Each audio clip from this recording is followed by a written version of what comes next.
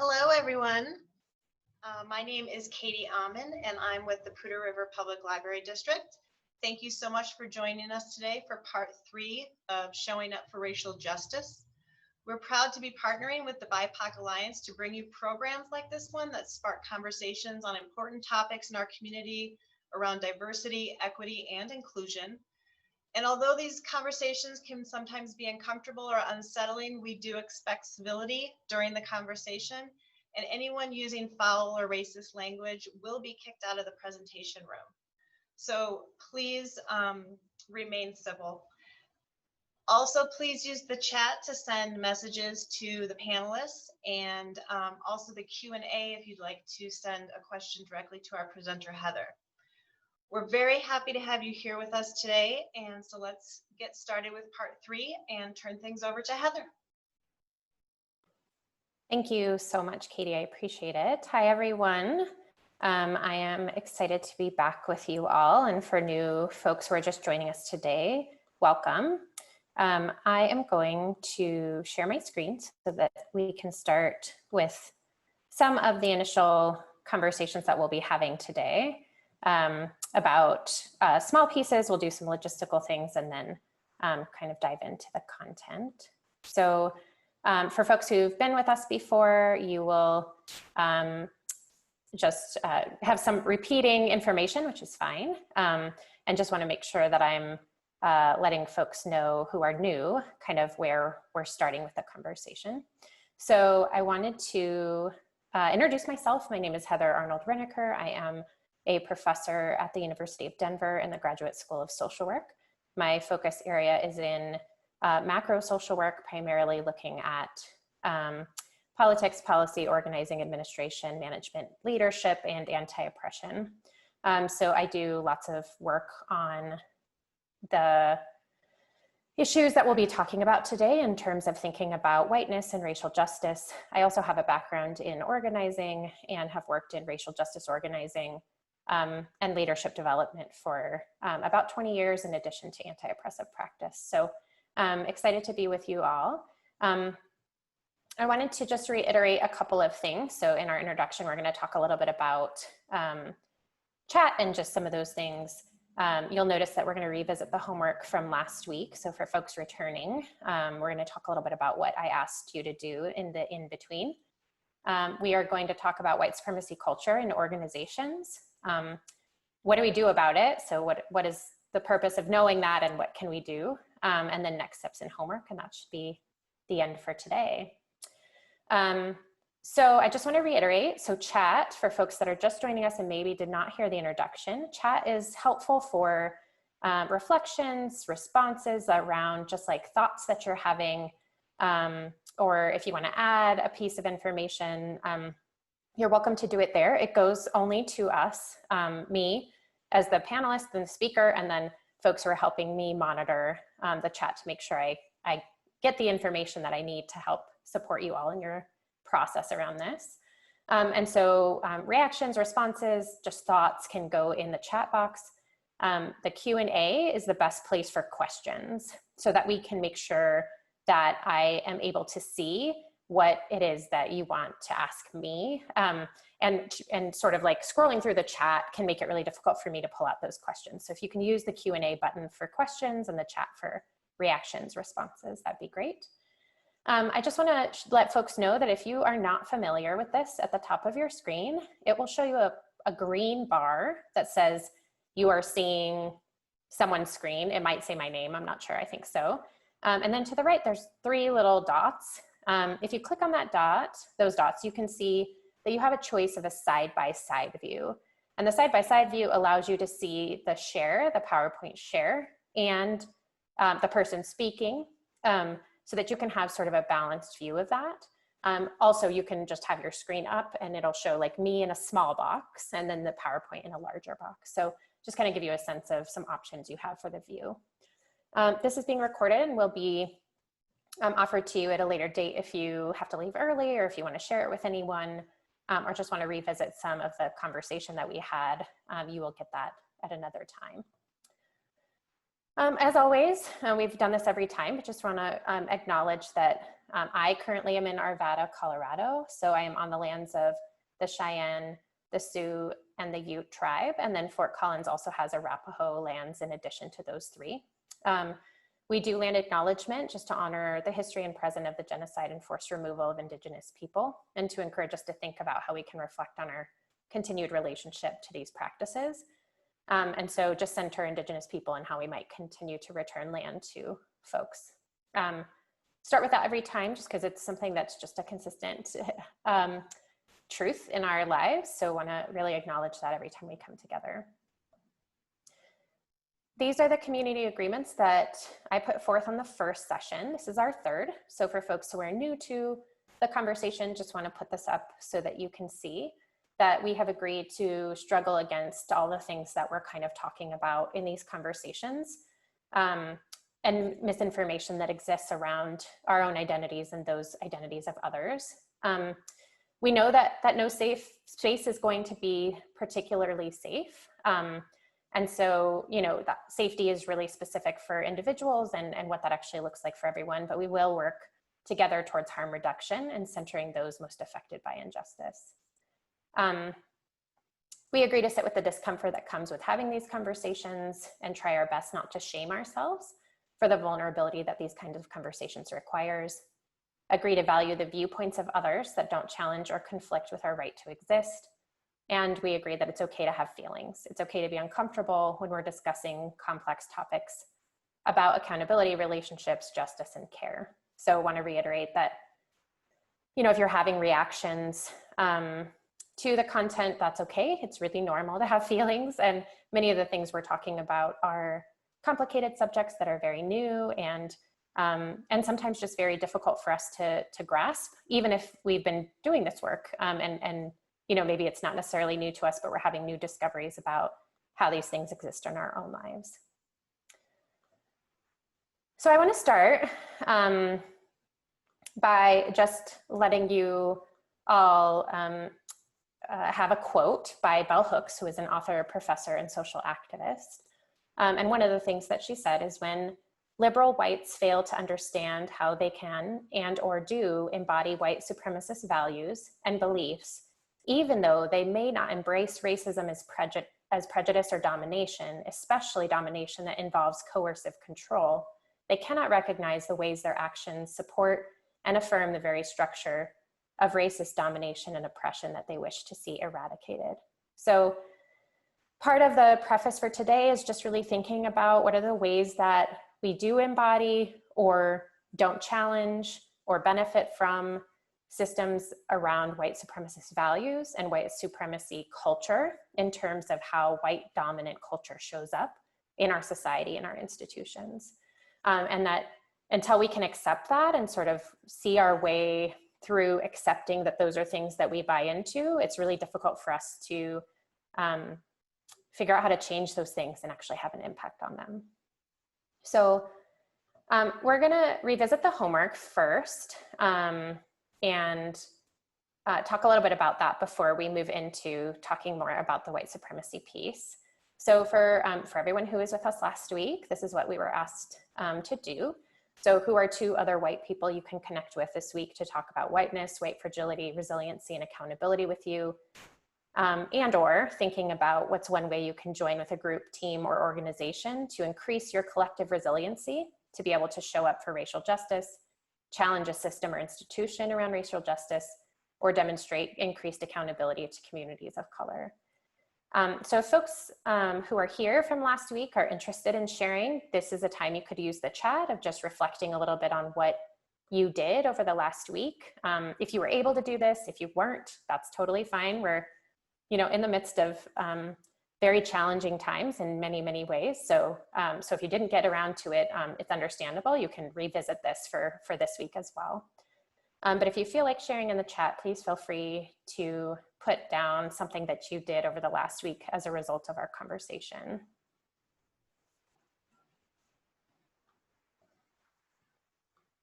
And I'll just pause for 1 second.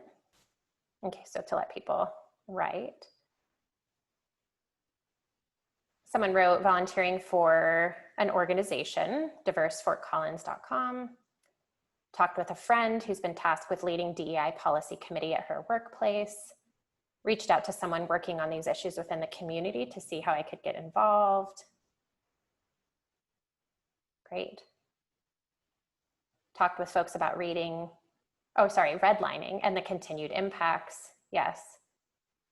For anyone on the call who may not be familiar with redlining, it's the historical practice of, it's complicated, but the simple version is that the Federal Housing Administration, after World War II, sort of created funds to support, FHA loans to support folks buying homes in the suburbs, and explicitly excluded Black folks in particular from purchasing those homes. And so these, the communities where they considered folks to be high risk for loans, which were predominantly African-American and then immigrant communities, were redlined. They were given a red color in terms of like dangerous to loan to. And so that created sort of historical loss of accumulated wealth. Someone else says, I wasn't here last week, but I've been connecting with other white parents around the book, Raising White Kids, Bringing Up Children in a Racially Unjust America. Thank you for saying that. We did talk last week about parenting and potentially having a conversation with the community in the future about what it means to do anti-racist parenting. Lifting up 2 Black professionals in my field through a mentorship program, leading 4 sections of a study of white fragility, eye-opening. I'm just starting this journey. Thank you for saying that. I had a hard time even knowing where to begin with this assignment. I have 2 people at my work organization who would be confidants that would like to work within my workplace to increase participation of underrepresented folks in my white and male dominated field. Yeah, thank you for saying that. It is really hard sometimes to know where to start and to even know who you can reach out to. Sometimes we can identify those people easily and sometimes we can't. Attending Diverse Fort Collins book discussion of They're There by Tommy Orange, featuring 2 Native guest speakers, Navajo and Cheyenne. Work in a public library. I've joined the reading working group on white supremacy, formed a neighborhood group to discuss race and racism, and our complicit contributions.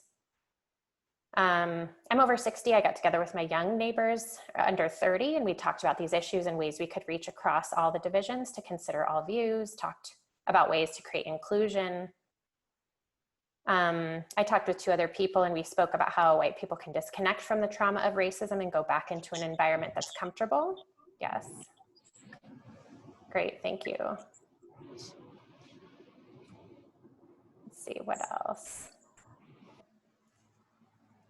Watched a movie with other organizational members about Black women and discussed our blind spots and how we can enhance awareness. Attended workplace, new employee resource group for BIPOC, by Black, Indigenous, people of color. So many good ones. Thank you all. Checked in with leadership of my workplace about progress, watched Hamilton with my kids. Yeah, that definitely opens up a lot of conversation about our nation's history. Spoke with a conservative friend and found common ground on issues and SRO issues in the school. Joining the team at work, reviewing city planning. Awesome, thank you all so much for sharing that. I really appreciate that you're doing this and taking it seriously. Rewatched 13th with my husband and discussed. Great, and as we talked about last week, and we'll certainly talk about this next week when we get into allyship, no action is small, that everything matters. And so any conversations we have and discussions that we're willing to get into can have impacts that we don't always know about. And so even if our steps are initially to just talk with somebody in our family, for some of us that can be a really big step. That's not a small thing. And for others of us, we're sort of in a position to start to challenge policies and systems in our workplace or our government. And it might take others a little bit longer to get there. So anything that you're doing is wonderful. And I really appreciate your commitment to doing that and coming back to share with us. And we're gonna have some more commitments for next week at the end of this. So we'll get to that. A couple other folks have commented, the 2 most consistent white folks in my life are my folks, and I share links with yesterday for new action items and ask them to send emails. Began do the work with my husband, #do the work. Awesome, okay. So today we're going to get into a topic that can be complicated. We talked a little bit about this last week when we referenced that the African American History Museum in Washington, D.C.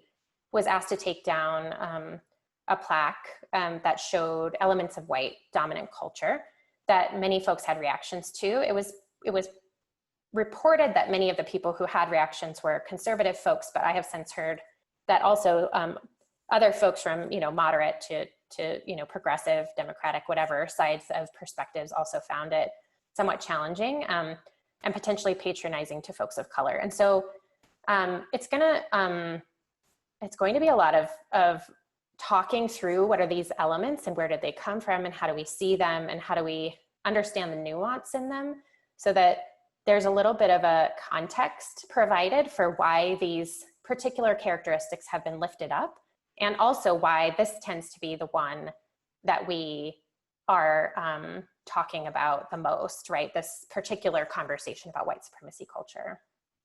Someone just asked if today's agenda is white allyship in action. That's the last one. So that's what we're ending with. Today is focused on white supremacy culture and then what we do about that, but also moving into the allyship in action piece a little bit more in depth next week. So we'll certainly talk about that today, but not, we won't get into this sort of, there's some nuances around allyship that, that we will dig deeper into next week. So I am going to revisit, for folks who were here last week and the previous week, I talked a little bit about what white supremacy means. I'm going to revisit that so that you can have the context for where this is coming from. So by white supremacy, we're not talking only about this white supremacist hate group perspective, right? We're referring instead to a political, economic, and cultural system in which whites overwhelmingly control power and material resources, conscious and unconscious ideas of white superiority and entitlement, where that's widespread, and relations of white dominance and non-white subordination are daily reenacted across a broad array of institutions and social settings. So, as we think about white supremacy, I really want folks to remember that this is talking more about white supremacy as a system. And within that system are individuals, and individuals engage in particular actions. Then we are going to talk a little bit more about that broader perspective of culture. So when we do this, we're actually digging deeper into each of the elements of what this looks like and how it can show up both in organizations and in ourselves. So for folks who were here last week, it's not a review of last week. Last week we talked about vulnerability and fragility. This is more, what are elements of white culture and how do we know what they look like when they show up somewhere? So we're going to kind of move forward with that part of it. So here are elements of white supremacy culture. This is talked about in the context of organizations, but it certainly is showing up in lots of different contexts. So it doesn't have to be nonprofits. It doesn't have to be corporations. It can be schools. It can be within your own family culture, lots of different places that this shows up. The document itself, which I'll show you a reference at the bottom of the page, is developed by Jones and Okun in 2001, who run anti-oppressive training, training workshops.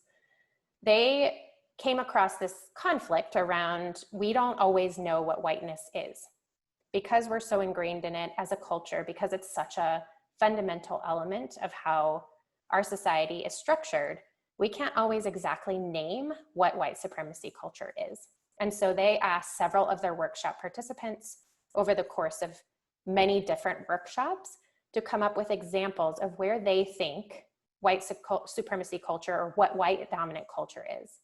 So they came up with a very long list of things that they saw as being sort of white dominant cultural norms. So there's a long list that I will mention here, and then we'll kind of dig into some of them more directly. So perfectionism, sense of urgency, defensiveness, quantity over quality, worship of the written word, paternalism, either or thinking, power hoarding, fear of open conflict, individualism,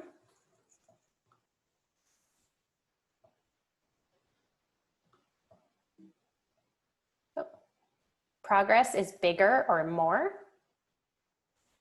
objectivity, right to comfort, and that's the reference from Dismantling Racism, a workbook for social change groups. So one of the purposes of listing characteristics of white supremacy culture is to point out how organizations which unconsciously use these characteristics as their norms and standards make it difficult, if not impossible, to open the door to other cultural norms and standards. As a result, many of our organizations or places where we exist, while saying that they want to be multicultural, really only allow other people and cultures to come in if they adapt or conform to already existing cultural norms. So being able to identify and name the cultural norms and standards you want is a first step to making room for a truly multicultural organization. And that includes, right, like this is talking about it in the context of often nonprofits, but it's certainly present in many organizations. And I've worked with lots of different kinds of organizations and can tell you that I see these trends really commonly across the board when I work with organizations who are seeking to try to do this work. Someone in the chat has mentioned Alok. I know Alok. Alok is amazing, activist, author, poet, and they talk about that transphobia is a result of white supremacy because the gender and sex binary only exists because of colonialism and the erasure of expansive genders in other cultures. Yeah, so there's some really amazing folks out there who are talking about this in the context of intersectionality, the ways in which our identities and the systems all intersect to create sort of different complications around the ways our identities show up. So that includes gender, class, race, sexuality, etc. So thank you for bringing that up. Yes, I love Alok's work. So we're going to kind of dig a little bit into these, and in the process of that, talk about what do we do with it, right? So great, I know that my organization promotes, or I individually promote perfectionism. What does that even mean, and what should I do about it? So that's where the allyship part comes in for today. And then, next week we'll talk more about different other ways of allyship and more nuanced conversation about that. But perfectionism in the context of whiteness is really focused on little appreciation among people for the work that others are doing, and appreciation only for those who get most of the credit anyway. So really kind of focusing that on the people who perform at a very specific level in a very particular way that reinforces this perfectionistic ideal. More commonly, we point out how the person or the work is inadequate, or even more common to talk about the inadequacies of a person or their work without ever directly talking to them. Mistakes are seen as personal. They reflect badly on the person, making them as opposed to being seen for what they are, mistakes. So this is something we talked about last week in terms of fragility, is when we see our mistakes as we are the mistake, as opposed to I made a mistake, and recognizing that that mistakes are made and that's what happens, rather than seeing that a mistake means that, it's just the end of the world and there's no fixing this issue that came up. It's sort of that perfection idea. What I mentioned last week, and I think is really important to remember, is that these things are not solely characteristics that are exhibited by white people, nor are they characteristics that white people always ascribe to, right? So this is talking about generally cultural norms of whiteness that when we see them, we sort of lift them up as the characteristics that we want to see in folks, and we measure people's success based on the exhibition of these things. So folks of color leading organizations can exhibit these. White people can lead organizations and not exhibit these, but many times people are penalized, or they're seen as not as effective, or, you know, not as successful when they aren't ascribed to these particular ways of being. One of the characteristics of white culture is either or thinking, and we'll get to that one, but I just want to lift that up as like, sometimes we get into this place where it's like, well, it's either that we're perfect or we're terrible, or it's either that these are white characteristics and only white people exhibit them, or no one does and no one exhibits them. It's not that simple in terms of how these things show up, nor how we see ourselves in them. So I want to really encourage you, if you're feeling like a pull to say like, well, I have a boss who's, you know, Latinx and they are a perfectionist, like, great, we're still all acculturated in white dominant cultural norms. It's not unique to one person or individual or group of people. It's sort of a system that we perpetuate as the way that we want to see things function if we consider them to be successful or worthy or valid. And how do we challenge some of that to allow for different ways of being in the world that aren't just solely based on these particular characteristics? So really just want to emphasize that part. So as you look at these, I want you to think a little bit about like, how do you exhibit these? Do you see them in your organizations or your work? Do you see them just in your culture, in your family? Perfectionism is a very strong cultural piece of whiteness, and it's very often a very strong piece of white female socialization, that making a mistake is being a mistake, that we have to be perfect in order to be seen as worthy, especially if we add in the complex narrative of sexism and patriarchy. How does that influence the ways in which gender and race play a role in this perfectionism piece? So making a mistake is confused with being a mistake. Little time and energy or money put into reflection or identifying lessons learned that can improve practice. In other words, little or no learning from mistakes. It's just the mistake happened and like you move on, but there's not a lot of reflection and reflexive practice on how to fix that mistake and figure out how to do better. So in addition to what is recognized here, the authors of this particular writing also talk about what are antidotes to these things. What are the things that we can do to offset this in ourselves and in our organizations? So an antidote, sorry, it sounds like I'm saying anecdote, which is not what I mean to say. Antidote is to develop a culture of appreciation where the organization takes time to make sure that people's work and efforts are appreciated. Develop a learning organization where it's expected that everyone will make mistakes and those mistakes offer opportunities for learning. Create an environment where people can recognize that mistakes sometimes lead to positive results. Separate the person from the mistake.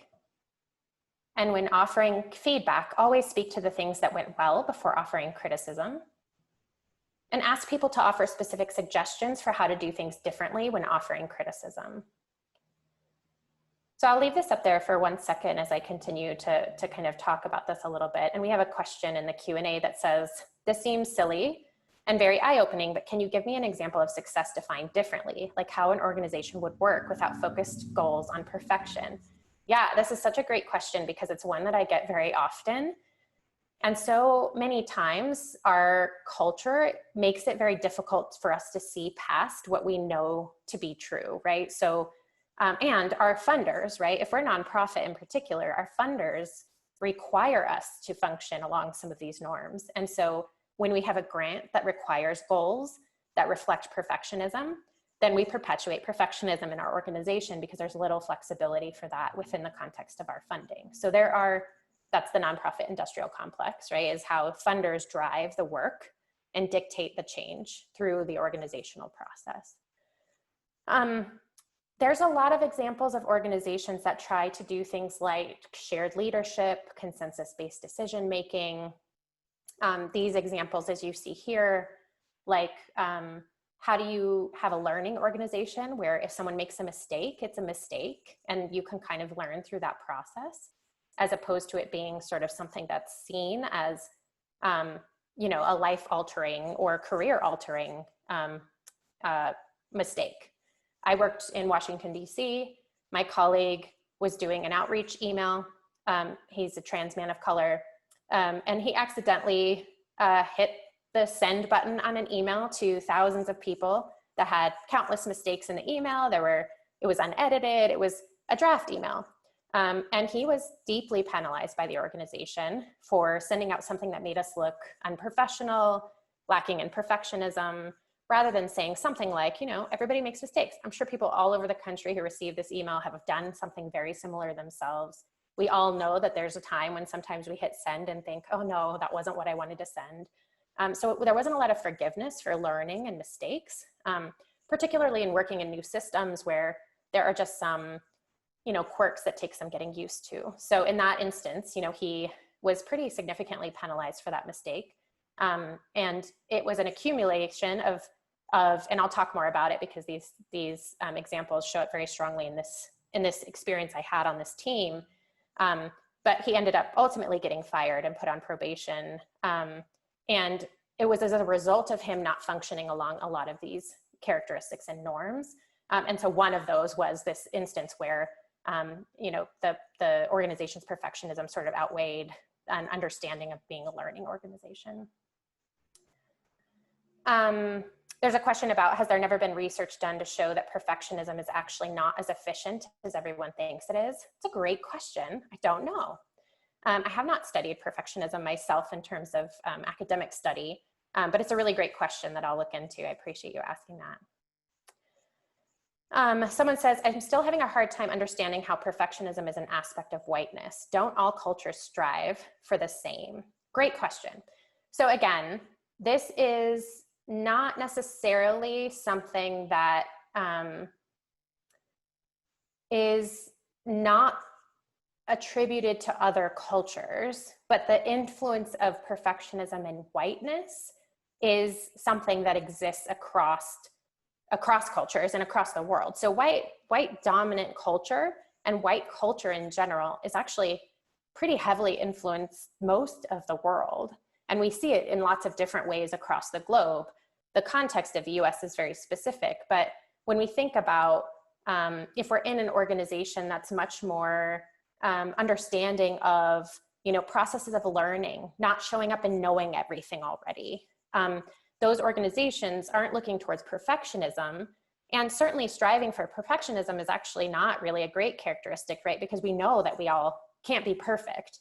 And so what happens when we sort of push people to strive for perfection, and every mistake that is made is seen as a rejection of that person's capability?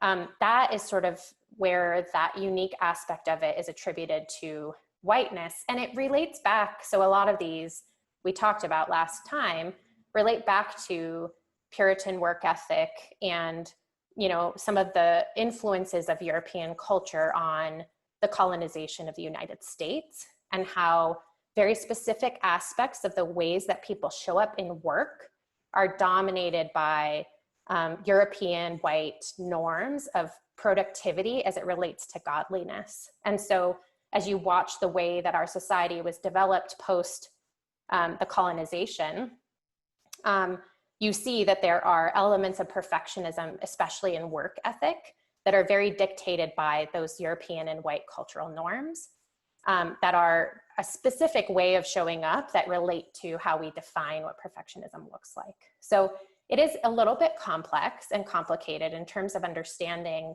historically where has it come from, and what does it mean to kind of develop a practice of not being focused on perfection, but learning, right? So in this antidote piece, it says, develop a learning organization. So you're not learning towards perfection, meaning everything I do is always going to be perfect, but everything I do, I will see as my best.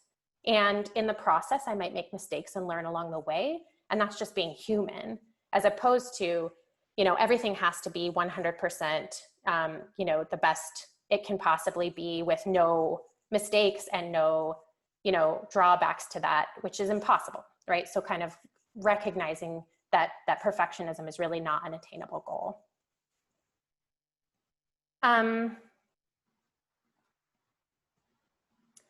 Some folks in the chat are talking about failure is required for success. You learn from mistakes. Yes. I've worked for organizations that describe themselves as learning organizations, but it still seems that blame is a big part of the equation when a worker makes a mistake. 100%. 100%. It's really, I've seen this happen over and over again where people are like, we want you to make mistakes. But then when people make mistakes, they don't want you to make a mistake. They want you to be perfect. They want everything to go well. They want the program to be successful. And how we define success is really rooted in some of these things. And we'll get to some more elements of this that talk a little bit about that. Like, what are the elements of that success that make it difficult for us to be that learning organization? I think one of the biggest challenges is we don't have a tremendous number of models for how to do this well, because we are in such an ingrained structure that it's really difficult to tease out how to be different when all of our reward structures, all of our funding structures, all of our credibility and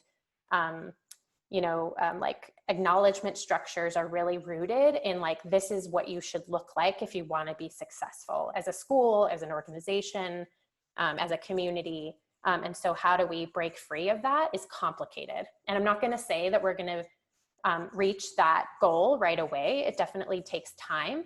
And certainly there are organizations that really push against a lot of these that have other challenges. So when we talk about this and we're trying to figure out like, oh, how do we disrupt this process? It doesn't mean that automatically we're now going to be this, amazing organization that does everything right.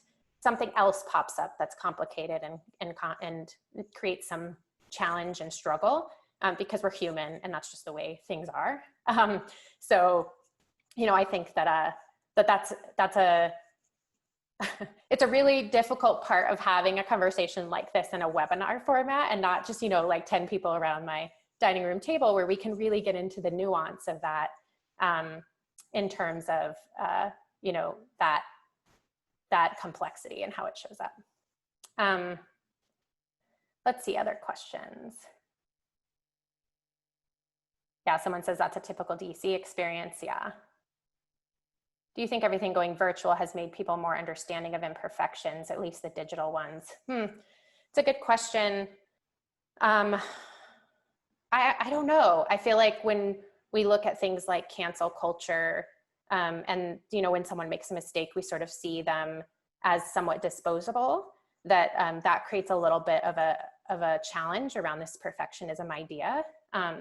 And so what does it actually mean to really challenge all of our conceptualizations of perfection? And that includes in social justice. And that's complicated. That gets to be very challenging in terms of how we actually do that.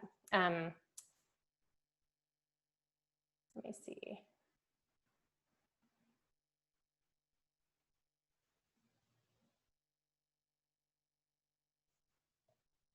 Okay, so I'm going to move forward.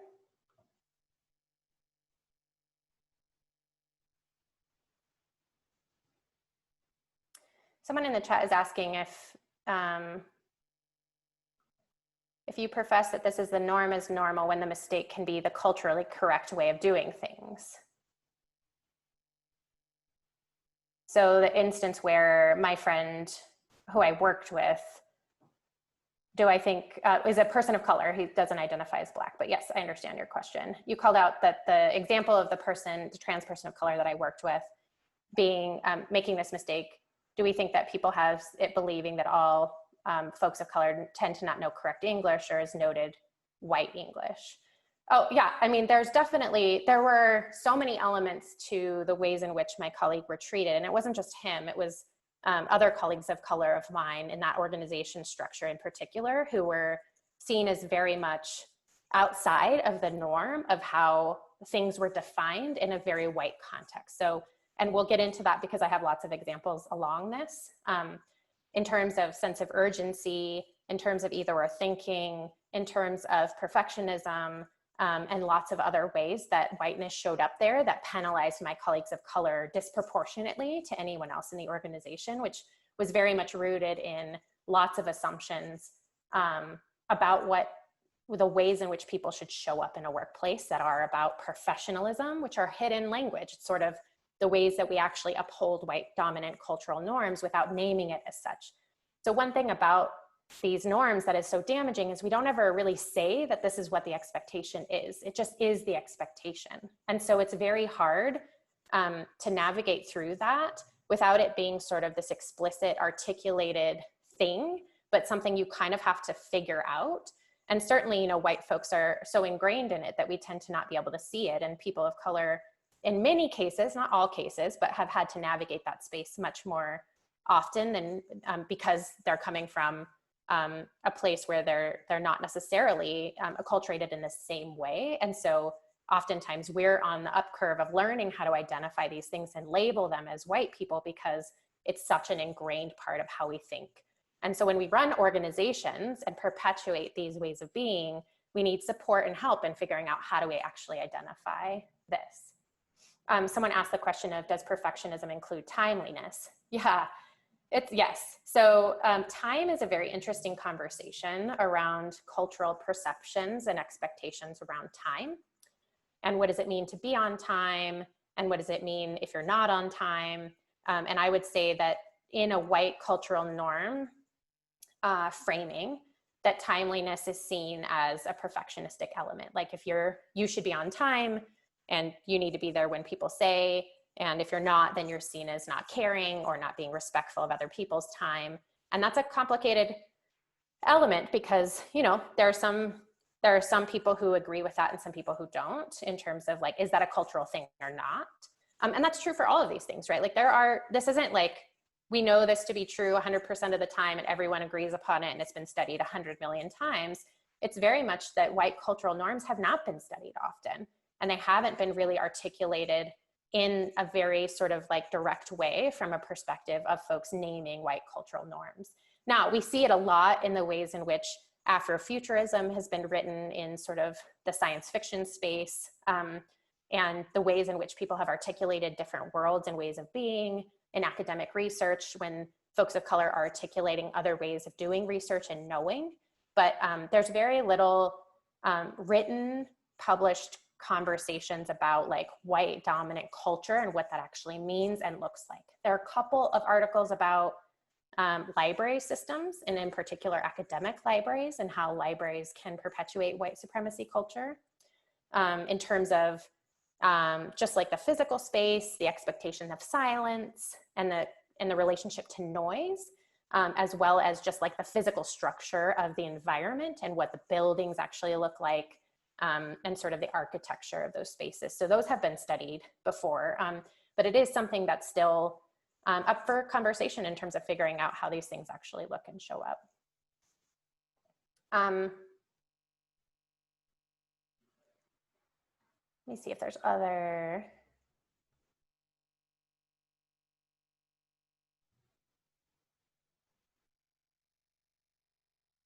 So someone in the chat says, an example that might help people who might be struggling to understand how perfectionism is considered a part of white culture is that, for example, many of my Latinx friends and coworkers' good personal relationships are a higher priority than efficiency and perfectionism in our work. Different cultures prioritize values in different ways. Yeah. Yes, so one of the things, and we'll get to this too, is like talking about one of the elements of white cultural norms is worship of the written word, which is about tangible, produced, written documents, which doesn't allow for understanding of process or relationship-oriented goals. So what is it like to build relationships with your community as opposed to write, you know, a curriculum? What does it mean to sort of have deep, authentic relationships with your client systems as opposed to doing paperwork? And so some of those elements kind of show up along cultural lines that in ways that sort of are about lifting up what is prioritized. It's not necessarily saying like paperwork doesn't matter, right? But it's saying when we prioritize one thing over another, we're seen as compliant with the cultural norm or in opposition to. And if we're in opposition to it, we're seen as less than, and we're punished based on that. So again, remembering that the consequences are also very important. If you don't align with that perfectionism, what happens to you? And how quickly does it happen to you? So I mentioned last week, white people who are not perfectionistic still experience judgment from their organizational leadership, but it doesn't come as swiftly as it does for folks of color who don't align with that particular cultural norm because of the ways that we make assumptions, right? So someone is saying, is accountability an aspect of perfectionism? It seems as though accountability is a moving target at times. I think so. I mean, I think we have to be very careful about what it is that we think we are being accountable to, and what is the accountability leading us toward? Are we looking towards perfectionism?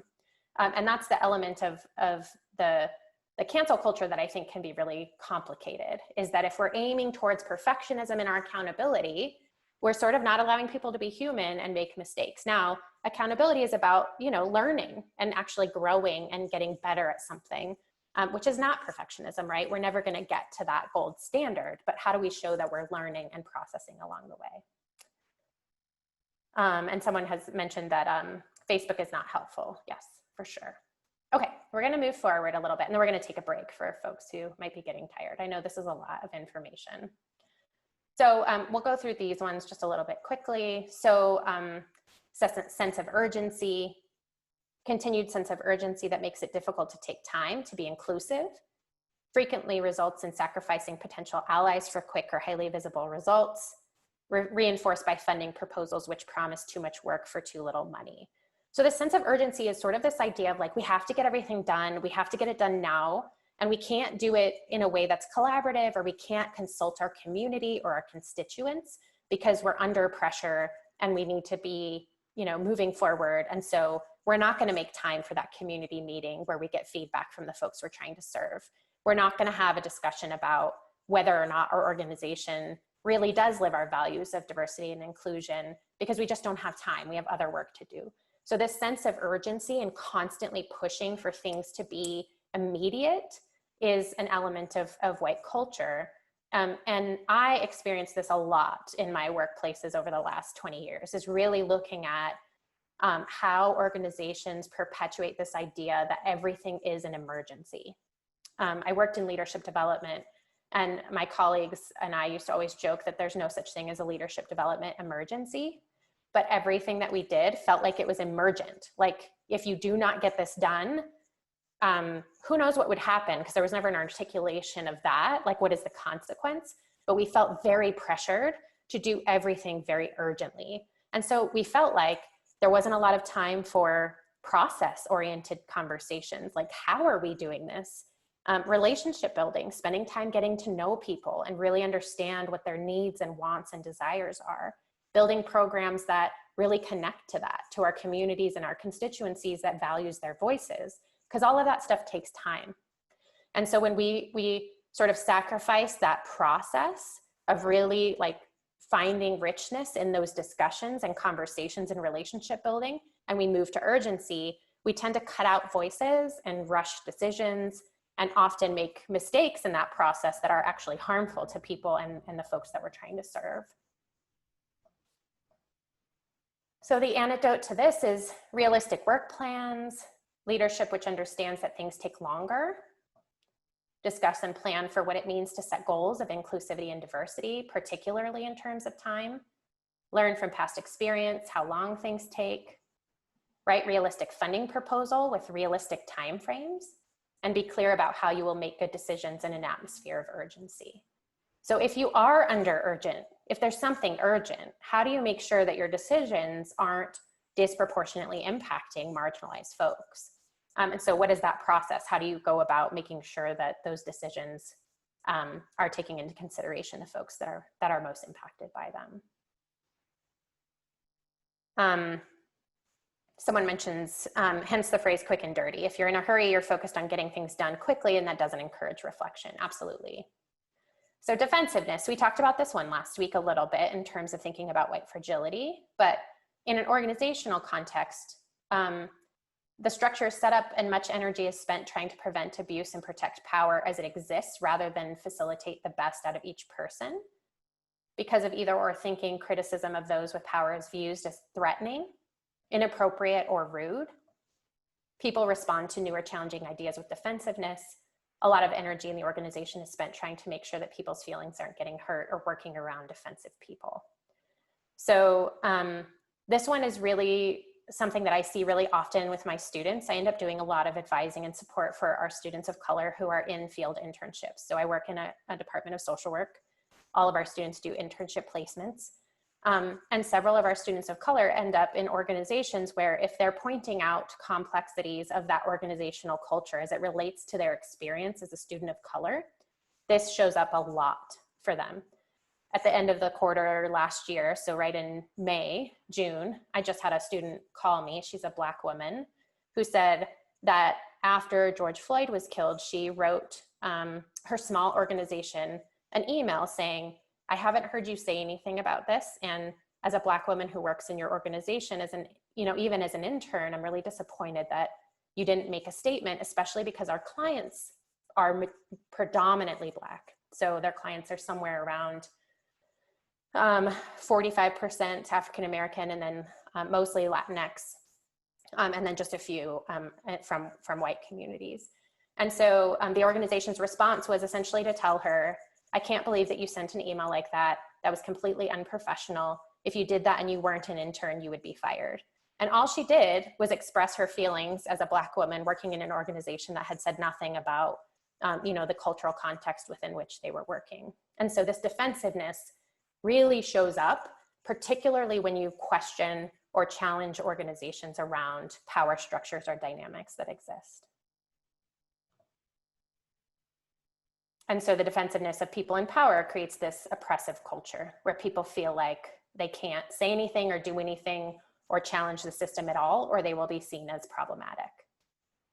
Someone in the chat asks if that's fragility. Yeah, absolutely. This is an element of fragility. So understand the link between defensiveness and fear. Understand that structure cannot in and of itself facilitate or prevent abuse. So you can't assume that just creating structure around something actually helps with this process. Work on your own defensiveness, name defensiveness as a problem, give people credit for being able to handle more than you think. Discuss the ways in which defensiveness gets in the way of the mission. So really just starting to acknowledge that and figure out ways to kind of offset the impacts of those things. Quantity over quality. So this one is something that really resonates for me, and I know many folks disagree. I've had many arguments with people in the national scope of political leadership development about this, but it essentially talks about all resources of the organization are directed towards producing measurable goals. All resources are directed towards, not that measurable goals are bad, right? But that's where all of the energy goes into the quantity, the measurement, the number, the scale, not the quality, the depth of relationship, the depth of quality. Things that can be measured are more highly valued than things that cannot. Little or no value attached to process. If it can't be measured, it has no value. Discomfort with emotion and feelings. No understanding that when there's a conflict between content, the agenda, and process, people's need to be heard, process prevails. For example, you may get through the agenda, but if you haven't paid attention to people's needs to be heard, the decisions made at the meeting are undermined and or disregarded. So someone in the chat says this is definitely a funding issue. Absolutely, 100%. And someone in the Q&A says the education system with this emphasis on testing is currently quite guilty. Yes. So thinking about how do we perpetuate this idea that more is always better? We were running national programs in Washington, D.C. on leadership development, looking at how to bring folks from underrepresented communities to Washington, D.C., get them jobs and internships to get them into the pipeline of being able to get careers in politics and organizing. It could be organizational leadership, organizing, policy, politics, legislation, whatever. But what the organization was seeking to change was this idea that unpaid internships, which tend to go primarily to upper middle class white folks, right, who can afford to go to DC and be unpaid, live there and work there without an income. And so we were trying to fill that gap.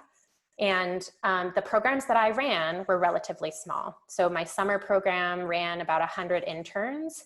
My year, I had a fellowship program that ran twice a year, and it was a 9-month program, and it had about 25 people. So my organization and my supervisor were like, we need to grow these programs. We need to have 150 students in the summer, 200 students, and then your fellowship program needs to be 50 to 100 students every time. And what happened when we did that was the quality of the programming went down, because it was very challenging for us as program managers and directors to keep deep relationships with our organizational partners, our folks in our program, to actually ensure that the quality of the programming remained intact the further out we went with the size. And so when we were smaller, we had a much more successful program where students were able to get jobs that they were able to continue into, get promotions, and sort of move up that pipeline. And when we started to sort of like flood the field with folks, it was much harder to sort of track folks' progress and understand what was happening with them inside of these organizations. And so this idea that constantly going to scale and making everything bigger is better, especially when we don't take the time to really think about all the implications of that, is sort of this element that is being spoken to here. So there are some recommended antidotes to this.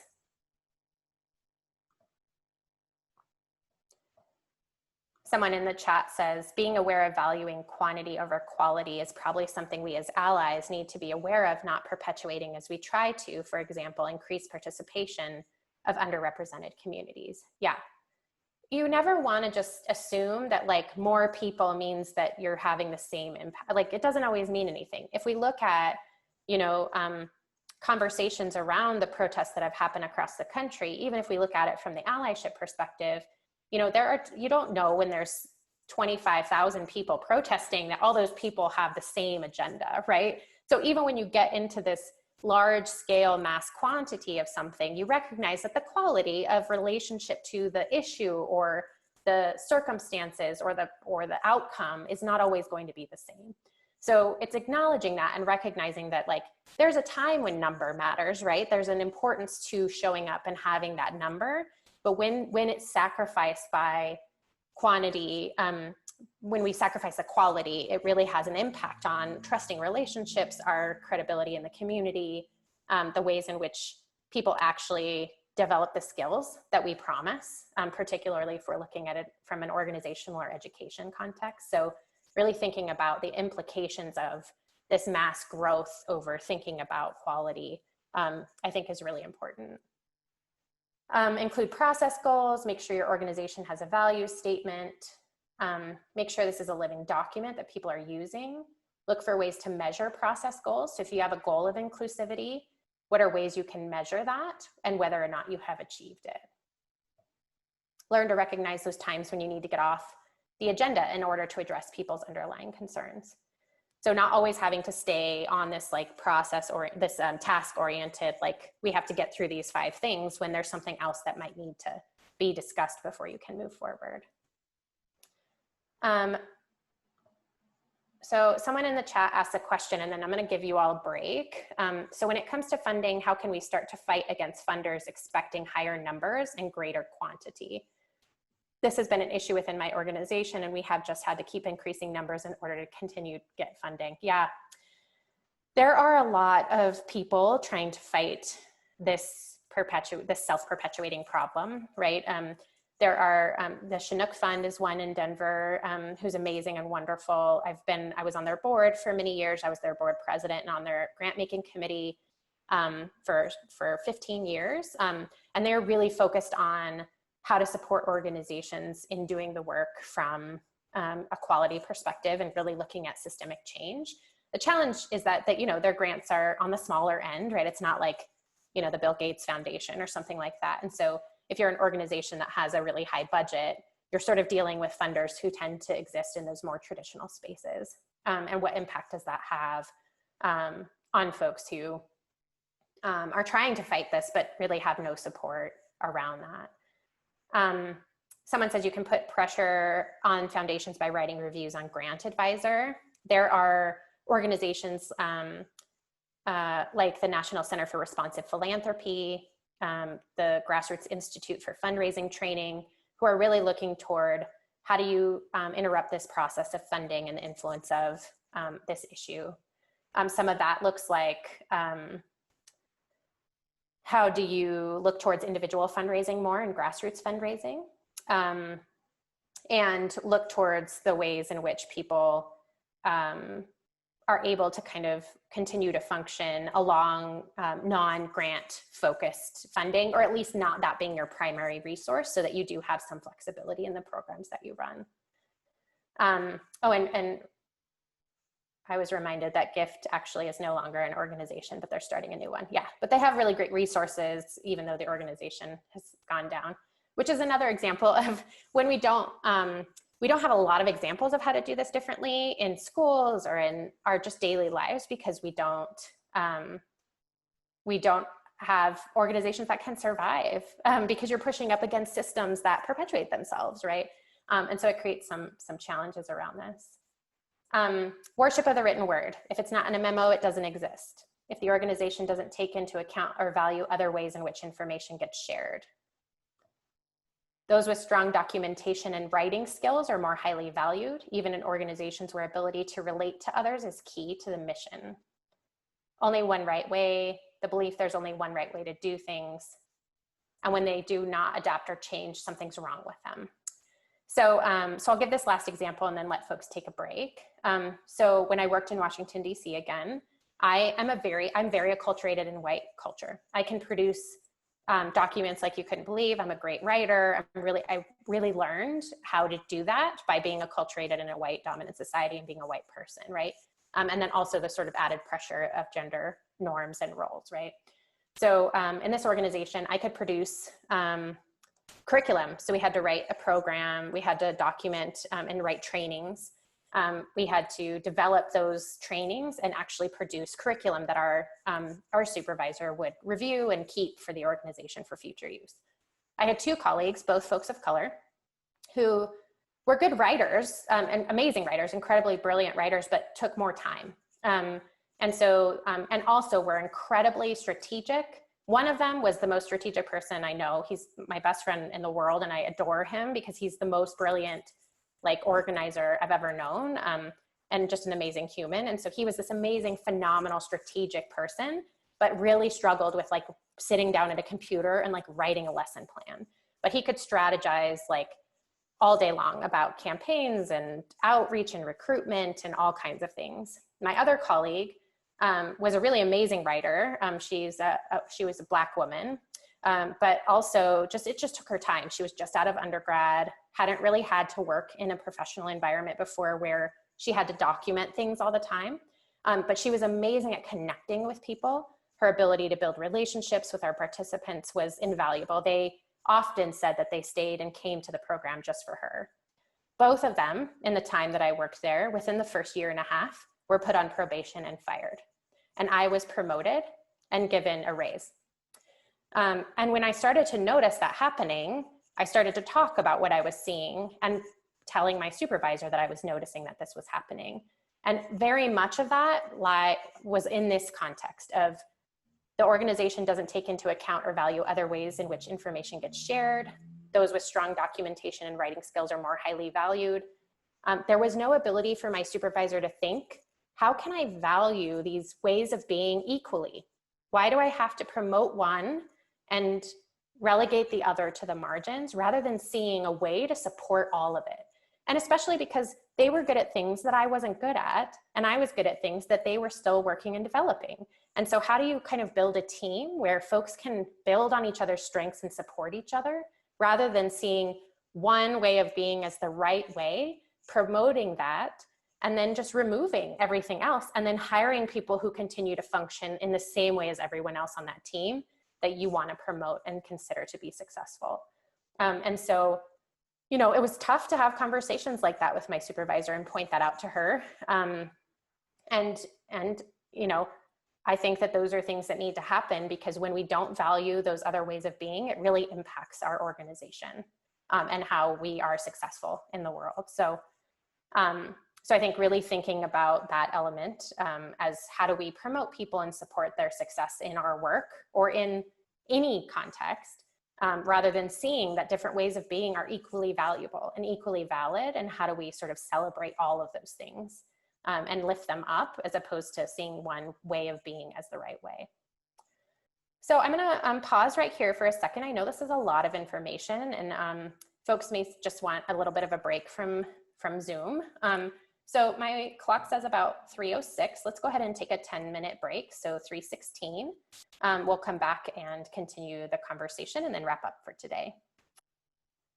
So we're going to keep going, and I appreciate everyone's attentiveness. I know that this is a lot of content and can kind of be sort of dense information, but again, it really helps contextualize some of the ways we might want to think about challenging some of these norms. And for me, I have to say that when I first read the document outlining these, I was like, oh my gosh, this makes perfect sense. I see so many of these things and feel really constricted by cultures where I have to function in this way to feel like I'm going to be validated or seen as, you know, worthy to the organization or to the community or whatever it is. And that when there's lots of different ways of being, it feels so much more freeing to me, just as an individual, to think about like how taxing sometimes these cultural norms can be on us. And that includes white folks who are also, you know, the ones who tend to be more proponents of this or easily acculturated into it, or just more socialized to function this way. It still can be very exhausting. And I really want to lift up and that there have been several comments about contrasting the relationships and then sort of white culture, that in white dominant culture, we tend to look at sacrificing relationships over the progress or productivity of our spaces. And so the value of relationship is something that I think is both sort of a more feminist or socialized female practice, in addition to, you know, to looking at the ways in which communities of color and Indigenous folks, et cetera, have kind of looked at valuing relationships. And so when we think about that element, I think it's really important to kind of consider those things. So we just went through this and are going to kind of move into the antidote for this one. So accept that there are many ways to get to the same goal. Once the group has made a decision about which way will be taken, honor that decision. And see what you and the organization will learn from taking that way, even and especially if it's not the way you would have chosen. So really thinking about the importance of, just because you would do it one way doesn't mean it's the right way, that your way isn't always the right way, and maybe someone else's way, although very different from yours, could be just as, if not more, successful. And so how do we just really open our minds up to allowing that to be a possibility? Work on developing the ability to notice when people do things differently.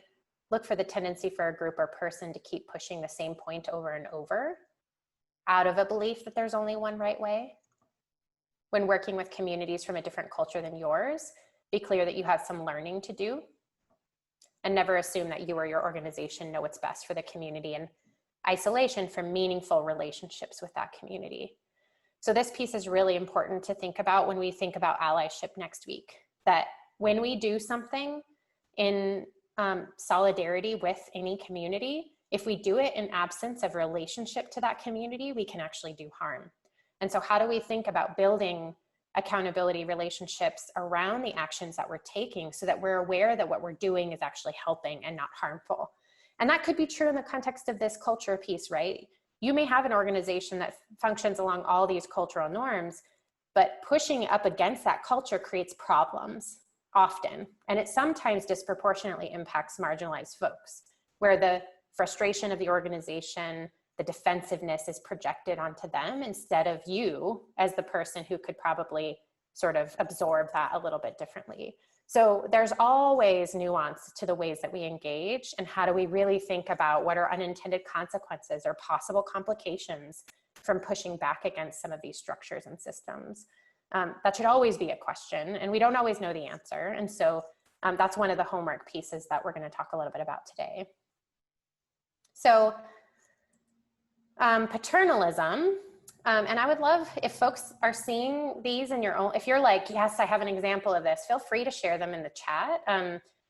Because I want this to be, you know, a time when you're thinking too of like, how have you seen this showing up either in your own relationships, in your community work, in your organizations where you work, in your schools where your kids are, maybe you're in school. Just thinking about like, how does this resonate for you? Feel free to share some of those reflections.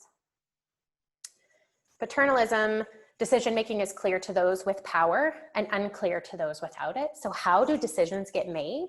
And how do you know what that process looks like? Is it transparent? Are people clear? Sometimes this isn't clear because people don't know that they're not sharing it. It's not because it's intentionally problematic, like someone is saying, we don't want anyone to know how decisions are made. Often folks in positions of power making decisions don't realize that other people aren't in those same meetings with them, right? So some of it is about just ignorance or inability to see it. It's not about an active perpetuation of something. So that's something too. You might point it out and someone might be like, oh my gosh, I didn't realize people didn't know this. And so, you know, in higher education, I see this a lot. There's so many people in so many meetings, but they don't realize that some people are not in those meetings. And so how do you explain what's happening and how those decisions are being made to the folks who aren't present in those spaces? And why aren't they present? Yeah, someone in the chat says, I see this in so many aspects of the university system, from teaching to evaluation of faculty to administration, 100%. Yeah. Promising too much work for too little money. Count me as guilty. So this only affects my stress levels, but as I move to a more supervisory role in my work, I need to be more aware of this. Yeah, thank you for saying that, because it's so true. Like, I think everywhere we work and everywhere we are, we do promise too much work for too little money. And it's all an intricate system that's interconnected, right? So the reason we do that is because we exist in a system where we're required to do that. And so we feel like we have to, both culturally, but economically and socially, there's a lot of pressure for those kinds of things. So thinking a lot about that this isn't to say like, oh, you should be so shameful if you're someone who exists in these spaces and perpetuates these things. It's really, really common. And it's sometimes very hard to move outside of that. And so how, you know, I do this, I have to check myself every day where I have to sit and think like, how am I perpetuating perfectionism today? Because I definitely do, both in how I show up, how do I produce?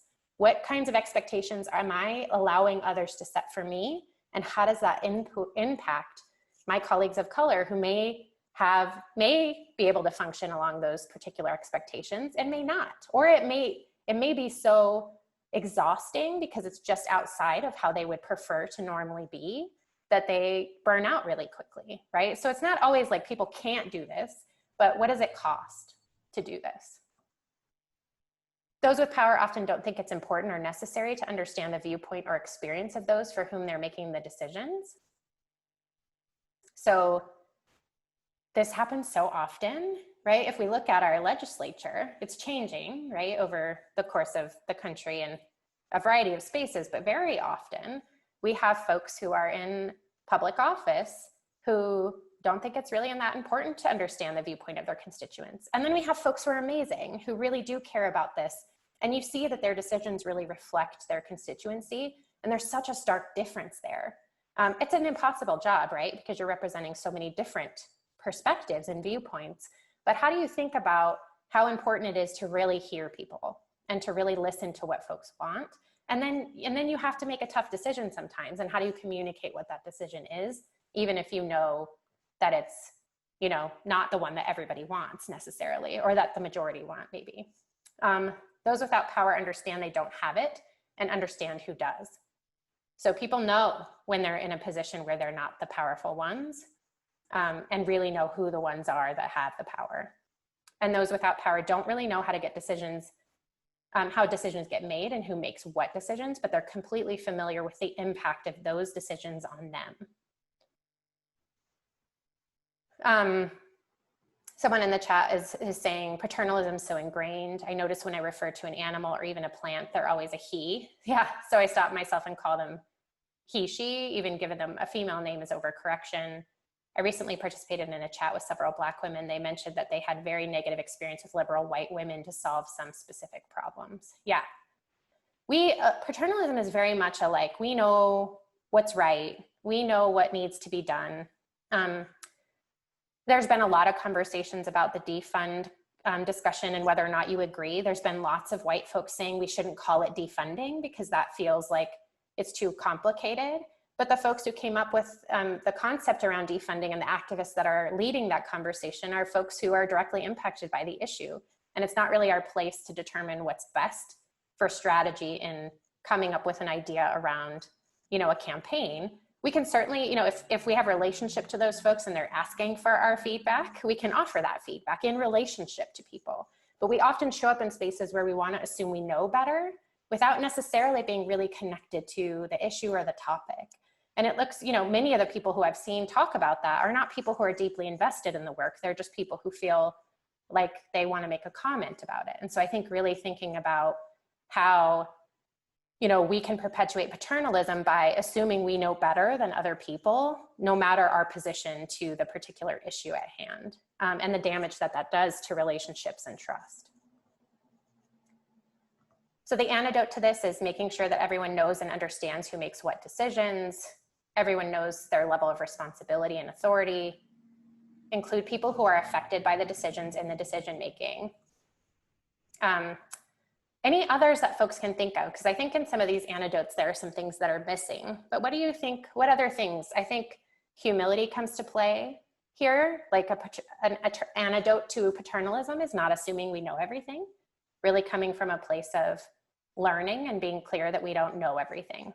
And that other folks are the experts of their own experience and that we can learn something from someone else. Someone in the chat said empathy, having empathy and really trying to put yourself in someone else's shoes. Not hoarding power, which we'll talk about as another example of white culture. Really being willing to share decision-making. Either or thinking. Now this one, I'm sure folks can relate to. It's a very common experience of many people, certainly, but this idea that there's only one, like it's either good or bad. There's only one way that things can be right or it's wrong. Good, bad, right, wrong. You're either for us or you're against us. Now, this shows up a lot in social justice work and allyship. And so we'll talk about that next week, the complexities of what it means to have either or thinking in the context of you're either perfect at this or you're terrible. You either are actively working against something or you're a terrible person. Like when we go into that realm of either or thinking, it creates a lot of difficult, problematic behaviors that I think we need to really critically think about in terms of how we engage in social justice work and racial justice work. But it also requires us to be accountable and to learn, as we mentioned earlier. So we can't have both either or thinking and perfectionism and defensiveness and all this stuff, because then it leads to a lot of inaction and perpetuation of problematic behaviors and cultural norms.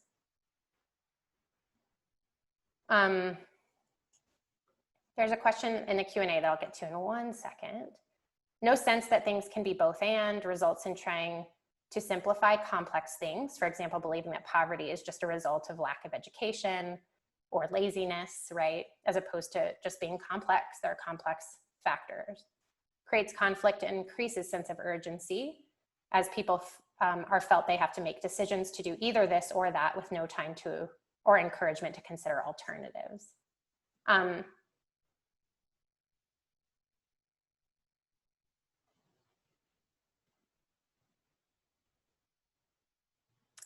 Someone asked, I'm wondering if you can speak a little to how we shift the right and wrong narrative that accompanies adhering to white supremacist culture versus an alternative. It feels like the way we approach the alternatives could perpetuate white supremacist culture. Yeah, sometimes the frame seems to say that non-white folks need these accommodations, right? So yes, I'm gonna think about that for a second.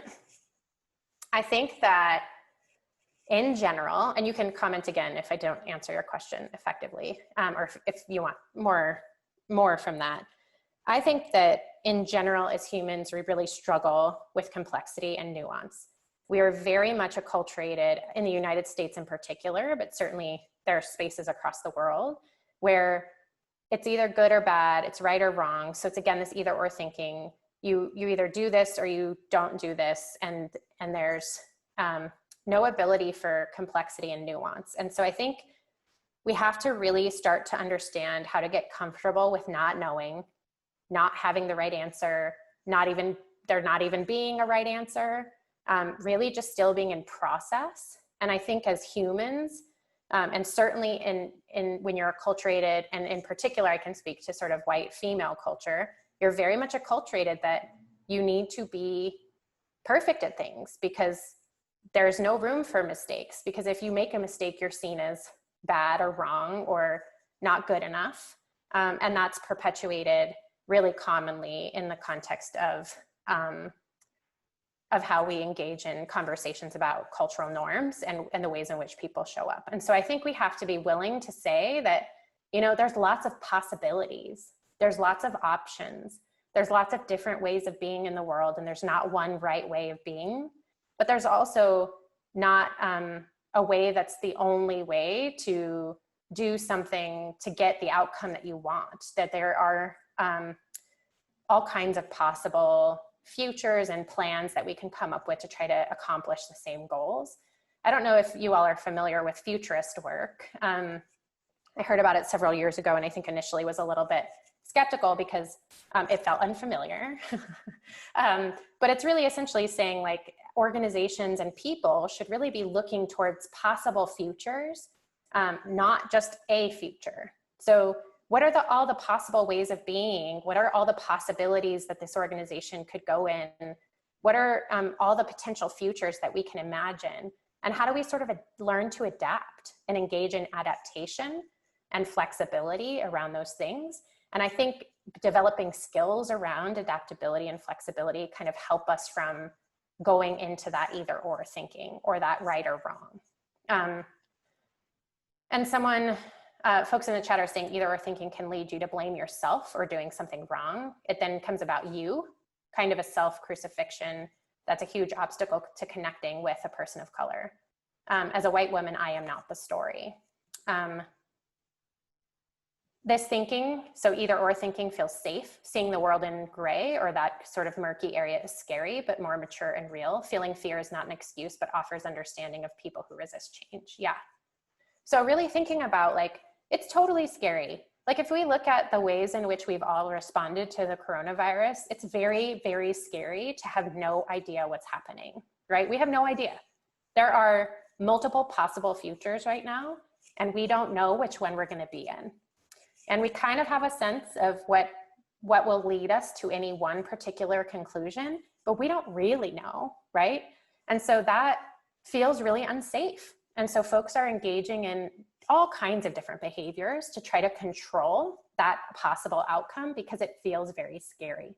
And so how do we kind of give ourselves some space to kind of sit with some of that uncertainty? And that's not easy. And someone had mentioned last week that a lot of times resilience relies on systems of support and structures of support that folks don't always have access to.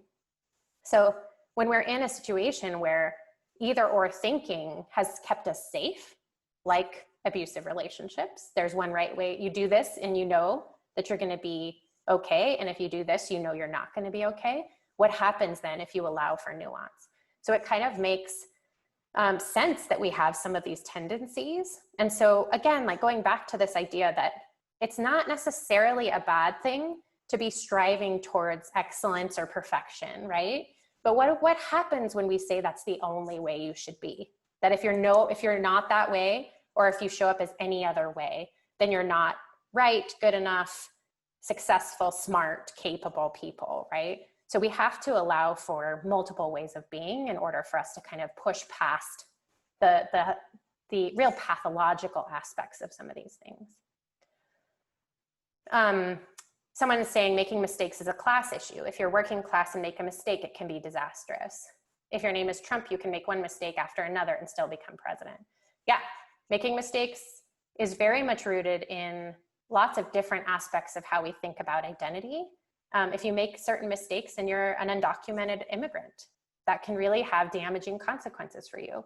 So again, like going back to this idea of there's complexity and nuance in a lot of these things that are very context specific, that have elements of how these things intersect with other aspects of our identities, self-protection, safety from violence, that create some nuances. But we should interrogate those and look into them and see where they're coming from so that we can be, you know, critical observers of ourselves and how we engage in the world. So antidotes to this one are just notice when people use either or language, notice when people are simplifying a complex issue and really try to push the complexity, slow down and encourage people to do a deeper analysis. When people are faced with this urgent decision, take a break and give people breathing room to think creatively, avoid making decisions under extreme pressure as much as possible. Power hoarding is another one. Little, if any, value around sharing power. Power is seen as limited, so there's only so much to go around. Those with power feel threatened when anyone suggests changes in how things should be done in the organization. Those with power don't see themselves as hoarding power or as feeling threatened. And those with power assume they have the best interests of the organization at heart and assume those wanting change are not smart enough, are emotional or inexperienced. This happened to me when I was younger. I worked in an organization where I was pushing them around anti-racism stuff. And they called me young and idealistic, said that I was being brainwashed by my colleague of color who I was working with at the time, who we were both pushing against the organization's structure and culture, that we were too inexperienced, we were being too emotional, and they were feeling threatened. Their power was feeling threatened by folks who were critiquing the ways that they were showing up. And we were ultimately both pushed out of the organization. And it had a lot to do with this sort of need to be in power and feel like the folks who were leading that organization were the ones who were in the right. This one's probably pretty obvious to folks just because it's, when it's happening, it can be relatively clear. I mean, it's usually not a super nuanced place in terms of if power hoarding is happening, it's sometimes pretty blatant that it's happening. Although there are certainly circumstances like we mentioned before where people they don't know where the decisions are being made and it's really unclear. So in those murky circumstances, power hoarding can be happening and you just don't know that's what's happening. Include power sharing in your value statement as an antidote. Discuss what good leadership looks like and make sure people understand that a good leader develops the power and skills of others. Understand that change is inevitable. Challenges to your leadership can be healthy and productive, and make sure the organization is focused on the mission. I think some of this too is thinking about like, what is your relationship to power? Are you willing to say that maybe you're not the right person to lead anymore? That there's somebody else with a new perspective and new ideas and a different way of doing the work that might be bring new energy. In my organization, I run our concentration for our macro social work students. So I run an organizational leadership and policy practice concentration. I've been there for 3 years. And I keep telling my dean every time we have an evaluation that I don't want to be in this job forever. I'm like, I love doing what I do. And I really think I bring some new ideas to the program, but I don't think that I should be there for 20 years because I think that it requires new people to take over the leadership and start to see new ways of doing the work. And it's really often challenging for folks to make those transitions.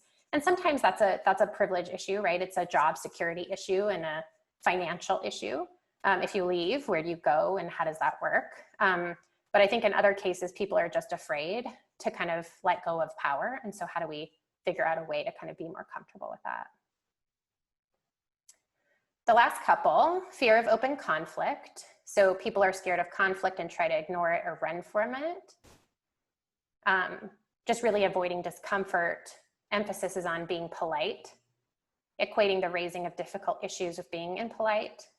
And what I'll say about this one is that a lot of times the reaction I get is like, well, does this mean that you're saying that people of color love to be in conflict? And I'm like, no, what it's saying is that an aspect of white culture is to avoid conflict, to be uncomfortable with difficult conversations. This is very, very true for white socialized females. So those of us that have been socialized female, we've been taught very much that our job is to not be confrontational, to be quiet and polite and nice, and that it's not okay for us to actually engage in uncomfortable or conflict conversations. Now, obviously this changes, personality informs this, class background often informs this, family culture informs this, but when we think about fear of open conflict, it's not that we're saying that organizations of, predominantly folks of color are just like open conflict all the time. What we're saying is that in a cultural norms perspective, it is the norm to not engage in difficult conversations or have discomfort with, or to kind of have conflict with someone, that we avoid it at all cost. And so what happens when we actually do engage in conflict, and how does that create a sense of problem or unresolvable issues in an organization, rather than seeing conflict as just a process of relationship building and how we move through things.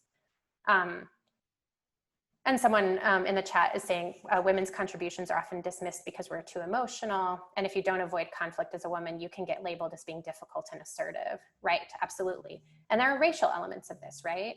So when we look at women of color who are seen as, angry Black women, for example, then that is a sort of a stereotype and a caricature that we also don't want to perpetuate with this, because it's not saying that opposite of this is that, folks of color are constantly in conflict, but that some aspect of white culture is to avoid it and to be very inclined to not support a circumstance where you're engaging in difficult conversations. I have two colleagues who are both folks of color who engage in heated discussion constantly and are constantly sort of arguing with each other. And that's how they interact with each other. They're very close, almost like family. I'm around them all the time. We're all very close. And they often get into conversations that are 15 minutes of really intense, argument, discussion, not yelling or anything like that, but sort of heated discussion. And when I'm with other folks, other colleagues, it's interesting to watch people witness this and get very uncomfortable, particularly white people, with their willingness to just kind of work through something and then move on. And then 15 minutes later, they'll be chatting about something else, and it won't be sort of a difficult conversation. But, when you watch people who have been socialized to believe that conflict is problematic, really kind of try to sit with it, it's really clear when we're uncomfortable with that. There's also elements of trauma in this too, right? So when we think about these things, again, going back to that idea that it's not either or, it's not cut and dry, that sometimes our fear of open conflict has to do with trauma in our backgrounds. And so how do we acknowledge and address that, and also recognize that there are some aspects of cultural norms that make conflict okay. And so how do we figure out how to navigate through seeing that as okay, as opposed to trying to prevent all difficult conversations or engaging in conflict. So role playing, I really, really don't like role playing, but it's so helpful. And I use it with my students all the time, and I try to do it whenever I can, but role playing is really, really helpful. Distinguish between being polite and raising hard issues. Conflict isn't always problematic, right? It's not necessarily a bad thing to be in conflict. And so raising a hard issue isn't a bad thing. And how does politeness kind of remove us from engaging in those conversations that we really need to be having? Don't require those who raise hard issues to raise them in acceptable ways. So be really thoughtful about how you're, for lack of a better word, policing people's engagement in talking about difficult things or raising hard issues. Once conflict is resolved, take the opportunity to revisit it and see how it might have been handled differently. Someone asked what aspects of role playing you don't like. I'm an introvert, believe it or not. So just engaging in something where I'm actually having to perform in some way, where I'm pretending about a situation, it's just very difficult for my personality. It's not anything other than just a personal thing around, I just think role playing is challenging for me as a person. But I always find it really helpful. If I know I'm gonna have to go and have a really hard conversation, practicing it helps me get out the jitters and makes me feel like I can get through it and make it through okay. So for folks who struggle with conflict, I think it's a really important practice. So we have a couple more, and I'm going to kind of go through these quickly because you will have access to it. I saw a couple of questions about how to get access to these things, and so we'll make sure that we get them out to you all.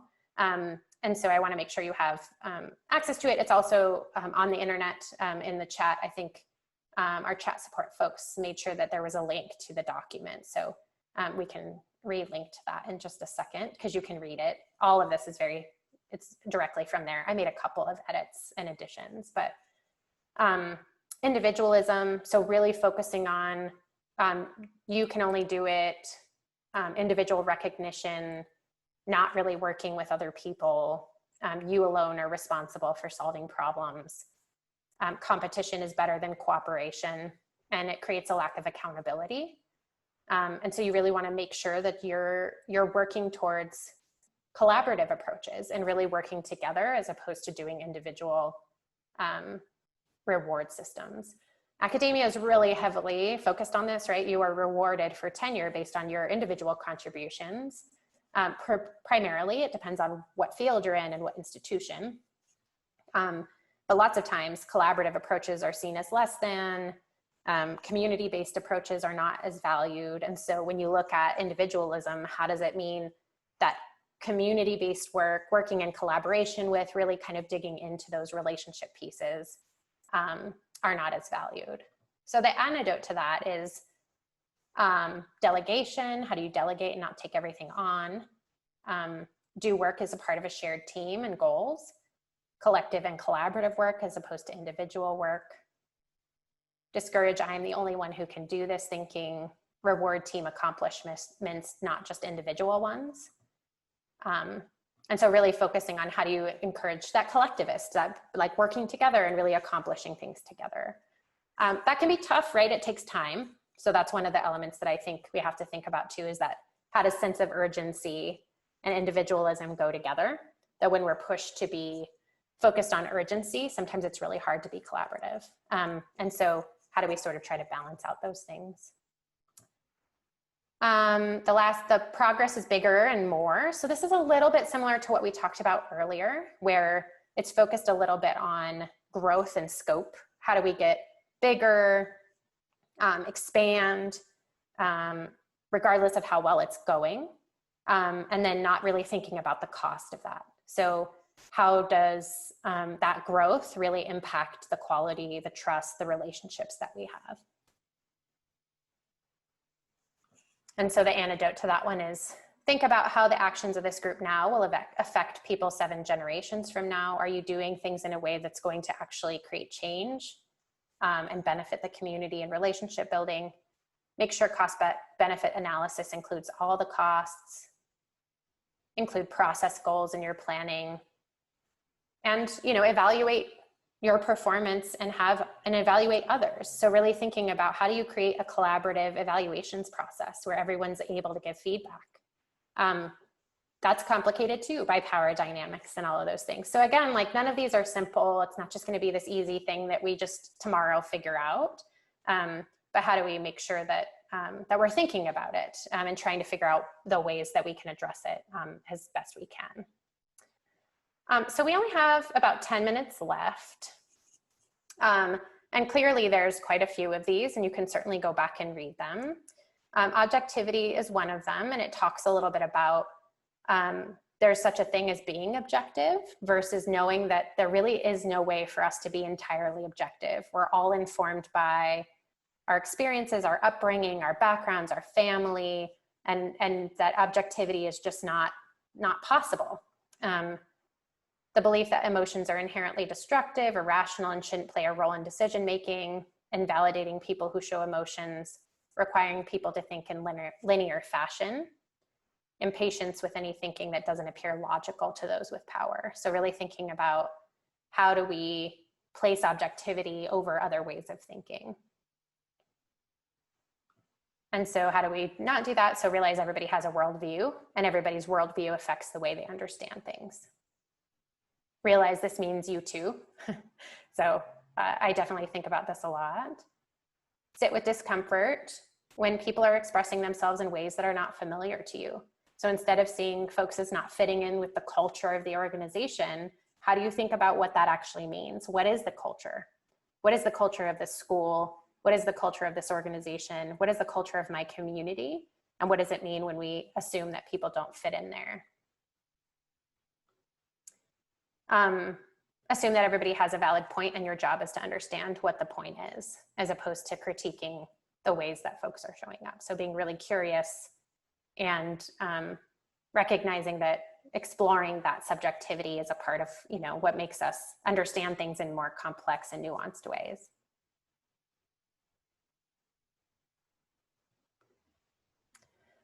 And I think this is the last one, the right to comfort. So the belief that those with power have a right to emotional and psychological comfort, scapegoating those who cause discomfort, equating individual acts of unfairness against white people with systemic racism, which daily targets people of color. So kind of saying like, oh, well, I experienced, you know, someone who made an assumption about me as a white person.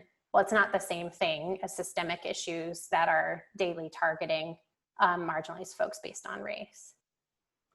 And so this really is just kind of like, I don't like to be uncomfortable. So any conversation that pushes me outside of my comfort zone, I'm just gonna like excuse myself from. And so we, and this goes back to that conversation about fragility, but that piece of who has the right to be comfortable and how do we sacrifice other people in that pursuit of being comfortable. So the antidote is understanding that discomfort's at the root of all growth and learning. Welcome it as much as you can. Deepen your analysis of racism and oppression so you have a strong understanding of how your personal experience and feelings fit into a larger picture. Don't take everything personally. That one's hard, but it's also very important to think about, like, this isn't about me. This is about understanding a bigger picture and the impact of my actions and behavior on others, and how do I do that? Someone in the chat Q&A asked, I hear the term reverse racism. That doesn't really exist, does it? No. So it's interesting because there have been some conversations, I think in Dr. Kendi's book on how to be an anti-racist, he mentions that he finds the conversation about this to be problematic because the assumption is that people of color don't have power. Because when we say there's no reverse racism, what we're saying is that people of color, Black folks, Latinx folks, Indigenous people, et cetera, do not have access to systemic power to systemically oppress white people in the same way that white people have over people of color. He says that denies the power that Black people and folks of color do have. What I think is more nuanced in that argument is that people have power 100%. Everyone has power.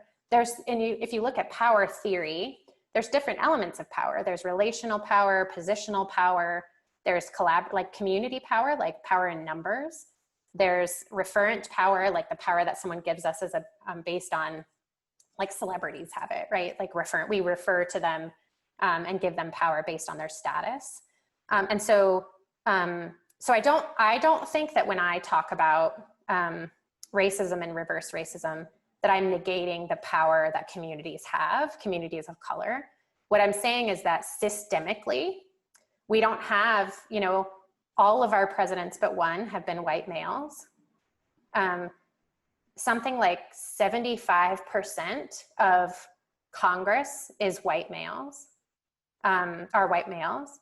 And that, you know, when we look at corporate leadership, there's a significant number of white males. If we look at media leadership, it's significantly white males. So when we look at that, the influence and the impact at that level, the power to define what media looks like, define what laws and policies look like, dictate what our criminal justice system looks like, it's predominantly and overwhelmingly white. And so as a result of that, we say there is no reverse racism because racism is about institutional power to oppress a group of people. There can be prejudice and discrimination, right? So white people can experience prejudice and discrimination as white people from people of color, but it doesn't have the systemic power element that racism has. So I think you can explore that more. I think it's really, Dr. Kendi, I think, is making a really good point that's important for us to consider. And I think that when we refer to that, we're trying to point out that there's systematic ways that white people hold power that allow them to make laws and policies that disproportionately impact communities of color and not white communities.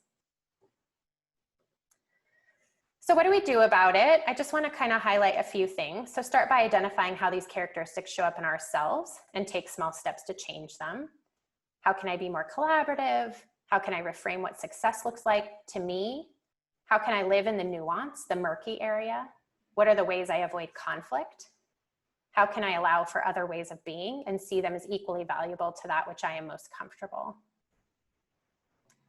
Take action, change something, a policy, a practice, a behavior, a relationship. Figure out if there's something you can do, just one thing to kind of push back against some of these norms, or just be curious about like, oh, am I, what is it that I'm expecting of people here? And how is that a part of my cultural norm and background and how I've been taught things should be? I think also asking this question is really important. Am I so afraid to lose my comfort and way of living, knowing, or being right that I am willing to continue to support harmful systems and structures? Am I so afraid of losing my comfort and the way of living and knowing and being that I am willing to continue to support harmful systems and structures? It is scary to change things, right? It is scary to know that we might be living in a world that's unfamiliar to us in some way, but we don't know what that world looks like until we try it. And oftentimes, and certainly for me, in pushing back against a lot of this for 20 years, I feel like my life is richer and more full than if I had kept to what might have been a very small worldview that I just was limited because I didn't know anyone outside of my own comfort zone or belief system. And that includes people who we disagree with and maybe don't see eye to eye with. And how do we figure out how to kind of open ourselves up to pushing back against things that make us uncomfortable? So as we take action, just really thinking about making sure that in that action, you're aware of the implications and impacts on yourself, on folks of color, on systems. So really being aware that there might be unintended consequences, and how do you really think about those things? We'll talk about this next week. Be willing to be wrong. Be willing to mess up, own it, apologize, repair relationships, and rebuild trust. We'll talk about this next week. Be willing to build authentic accountability relationships so you know what's truly needed by colleagues, communities, friends, and family. So really just being thoughtful and intentional, not just acting for the sake of acting, but acting with thought and information and relationships so that we know how to move forward. And then the last piece is just next steps and homework. So next week, we'll dig more into allyship and action. The homework is just to pick one element of white supremacy culture and spend the week just thinking about or planning for how you might disrupt this in yourself, your organization, your practices, policies, behaviors, whatever you pick. Read these articles on allyship. So we'll get these to you. Oh, sorry. If someone, I don't know if the folks on the chat monitor have access to the links right now, but we can get them emailed to you all. Come to our last session together with any remaining questions or interest areas for future conversation. And then this link at the bottom is just where that culture document came from. These articles on allyship just talk a little bit about the nuances that we're going to talk about in terms of like what allyship looks like and how to do it and where do we fall into traps and complications and all kinds of things. So we'll come back to that next week. And then I just wanted to close with a quote from Anne Braden again, that we talked about, a civil rights activist, a white woman. "The battle is and always has been a battle for the hearts and minds of white people in this country. The fight against racism is our issue. It's not something that we're called on to help people of color with. We need to become involved with it as if our lives depend on it, because really, in truth, they do." Thank you so much for everyone's attention. I know that this was a little bit of a dense session with lots of information. So we'll make sure you have access to the PDF so that you can review it in your own time and space. I look forward to seeing folks again next week. And thank you so much for being here.